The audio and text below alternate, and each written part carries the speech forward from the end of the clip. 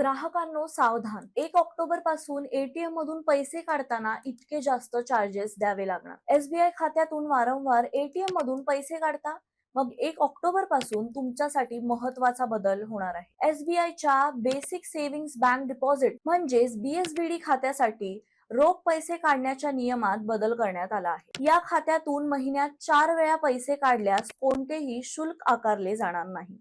पण 5व्या व्यवहारापासून प्रत्येक अतिरिक्त रोख व्यवहारासाठी 15 रुपये शुल्क लागू होऊ शकते. त्यावर जीएसटी ही द्यावे लागेल. म्हणजेच वारंवार पैसे काढणाऱ्या ग्राहकांच्या खिशावर अतिरिक्त भार पडू शकतो.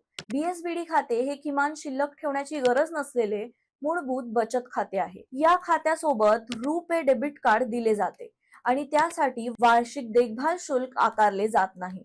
महत्वाचं म्हणजे बीएसबीडी खाते उघडताना एसबीआय मध्ये दुसरं बचत खातं असल्यास ते बंद करण्याची अट लागू होऊ शकते. म्हणून तुमचं खातं बीएसबीडी आहे का हे आधी तपासा आणि 1 ऑक्टोबर पासूनचे नियम लक्षात ठेवा.